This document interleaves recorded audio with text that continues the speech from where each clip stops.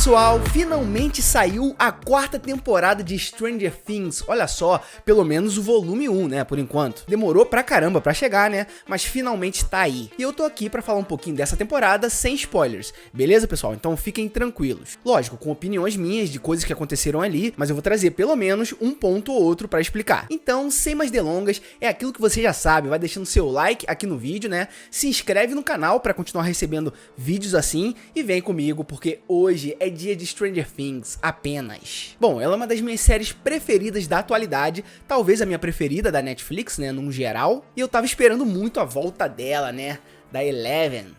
Que, inclusive, se você quiser, né, uma camiseta dessa daqui, é só conferir no link da descrição ou ir direto em lojavoadora.com.br, né, com esses personagens aqui de séries maravilhosas da Netflix. Vai lá, confere, porque você vai gostar. E assim, é nítido pra gente, nessa temporada, como que a série cresceu e amadureceu junto com a gente, né, com os espectadores. Não comigo necessariamente, mas com o público, que é mais ou menos ali da idade dos próprios personagens. E ali, nós vemos os personagens principais vivendo todas aquelas complexidades e traumas da adolescência também, que essas coisas chegam na vida, né? Não tem jeito. E ó, já digo logo que a série tá mais terror, beleza? Bem mais, inclusive. Stranger Things já tinha aquele ar mais sinistro, né? De mistério, com suspense ali, que às vezes, dependendo do contexto, até dava uns leves arrepios. Mas essa temporada está de parabéns. Duas palavras. Em relação a isso, né? Porque como eu falei pra vocês, ela amadureceu também. O enredo amadureceu. E aí, consequentemente, nós vamos vendo outras coisas, talvez mais violentas, sabe? E que choquem mais os espectadores,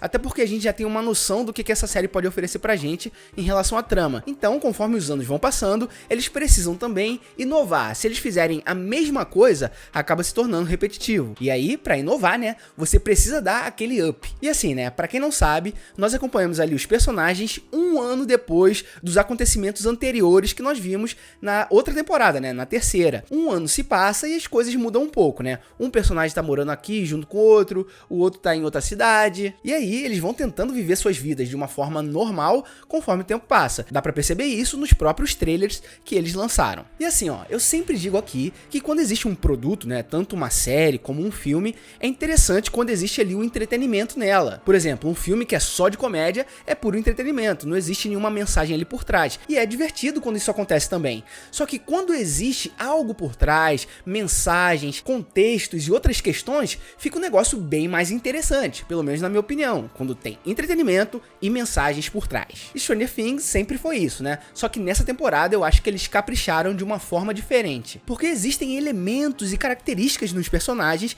que mostram coisas profundas pra gente. E dá pra resumir esse primeiro volume, né, da quarta temporada, trazendo a palavra culpa, né? Representa bastante, eu acho. Até porque cada personagem traz questões interessantes no âmbito do amadurecimento, seja na escolha profissional, manter ou não um relacionamento específico, algumas mudanças de ciclo de amizade que acontecem principalmente ali na adolescência, né? Algumas superações de traumas específicas, isso também é um ponto muito importante ali, até pressão para atingir um corpo padrão. Então tem de tudo, sabe? Só que eles não tentam colocar nada goela abaixo, é muito natural, é impressionante como tudo ali, todas essas mensagens, né, subliminares e às vezes claras na nossa cara, conseguem entrar dentro do contexto da história que eles estão contando. Da história de fantasia, de ficção científica, né, porque em Stranger Things tudo isso se mistura. Existe comédia, drama, ação, muita ficção científica, entre outros elementos ali e gêneros do próprio cinema e de séries de TV. Então saiba que nessa temporada eles conseguem abordar coisas muito mais profundas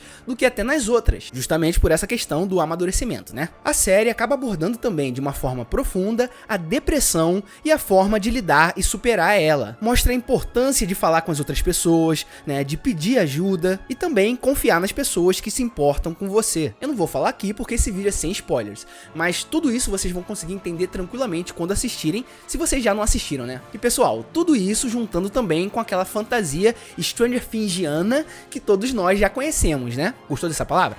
É boa, né? Por exemplo, a ambientação, o figurino, a trilha sonora sonora, tá tudo muito oitentista, como sempre foi em Stranger Things, só que eu acho que essa temporada conseguiu caprichar de um jeito que, pelo amor de Deus, a trilha sonora conversa muito com tudo que os personagens estão fazendo, sabe? Com a trama num geral. Não é tipo uma música numa pegada anos 80 que eles jogam ali e pronto. Não, é tudo muito bem pensado, é impressionante. E assim, a gente até acostumou com o crescimento dessas crianças, né? Mas essa temporada talvez seja que a gente olhe assim e perceba uma maior evolução, um maior crescimento físico, por exemplo, sabe? A galera espicha muito. A voz vai ficando mais grossa, sabe? Vai ficando aquele jeito adolescente.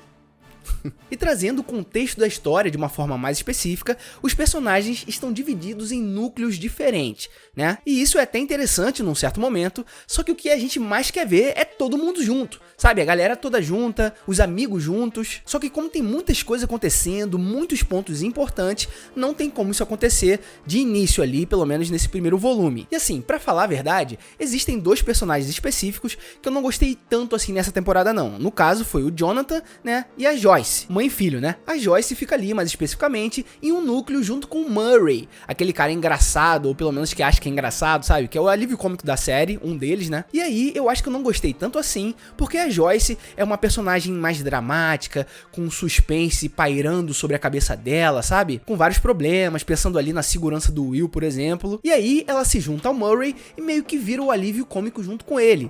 Isso talvez tenha quebrado um pouco a minha expectativa do que eu já tenho de antes. Então, falando muito de uma forma pessoal, né? Eu não fui muito fã desse núcleo aí não. Principalmente por causa dessa mudança da Joyce, né? E o Jonathan foi um outro personagem que mudou muito também em vários quesitos. Eu não vou ficar falando aqui pra não entregar, né? Pra não dar spoiler, mas ele tá um personagem bem mais desinteressante, vamos dizer assim, do que nas outras temporadas, pelo menos na minha opinião. É óbvio que isso não estraga a minha experiência, né? Até porque a trama no geral é sempre mais importante do que um personagem ou outro ali especificamente. Como nós temos muitos personagens importantes nessa série, acaba dividindo bastante e cada um tem sua história, sabe? Até o Steven, a Robin e a Nancy têm histórias interessantes ali e participações muito boas juntos com a galera. E a série conseguiu trabalhar em ambientes bem diferentes, né? Como por exemplo, um personagem específico que tá em um outro lugar, sabe? Um lugar mais opressivo e tal, mas deu pra ver que o orçamento pra essa temporada foi bem grande, né? Justamente por causa das questões geográficas que existiram ali, de locação dos lugares, né? Enfim, eu quero ver se alguém vai acertar aí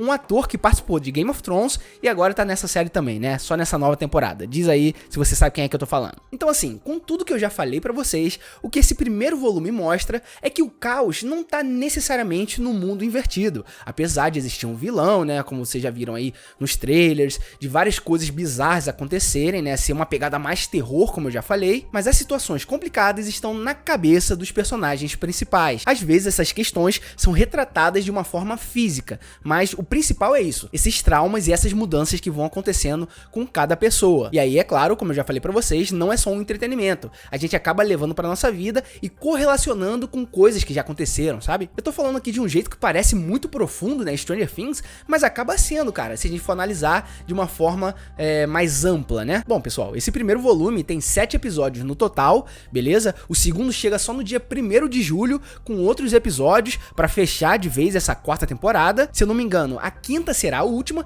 e eles devem dividir também em 2 partes, né, pra dar mais hype e tal. E assim, eu gostei muito dessa temporada. Não dá pra eu dizer se é a minha preferida ainda ou não, porque eu preciso ainda maturar na minha cabeça. Mas em relação à maturidade, a mudanças que aconteceram na trama, sabe, a evolução, eu acho que essa daqui foi a maior, sim, pelo menos até agora, né? E aí, é claro, isso cria toda uma expectativa pro que tá por vir. Até porque novos personagens interessantes foram também incluídos nessa nova temporada. Eu acho que por isso que dispersou um pouquinho também, né? Porque o grupo acabou ficando um pouquinho maior, e aí, como existem várias questões específicas, eles preferiram dividir um pouquinho mais do que deixar tudo junto o tempo inteiro, até porque poderia ficar um pouco repetitiva também a temporada. Mas enfim, pode ou não ser a melhor temporada da série. O que eu sei é que ela é bem diferente, superou minhas expectativas e eu tô bem ansioso pro volume 2. E ó, cada episódio desse primeiro volume tem mais de 1 hora de duração, então é muito conteúdo pra gente poder assistir de Stranger Things, né, dessa 4ª temporada, e eu quero saber a sua opinião aqui nos comentários. Você já assistiu a 4ª temporada de de Stranger Things, né, esse primeiro volume, diz aí, diz o que você achou. E se você ainda não assistiu, tá com vontade, vai assistir, diz aí o que você espera, beleza? Pra essa série. Então é isso, pessoal. Não esquece de deixar aquela martelada no like aqui no vídeo, porque isso ajuda muito a gente na divulgação. Se inscreve no canal se você é novo por aqui, pra continuar recebendo vídeos como esse, né, sobre séries, filmes. A gente tem vídeo aqui no holandês quase que todo dia. Não esquece de conferir na descrição do vídeo nossas redes sociais, principalmente o Instagram. Vai lá na loja voadora também pra conseguir uma camiseta dessa com a Eleven e outros personagens, beleza? Tudo na descrição do vídeo. É isso aí, valeu!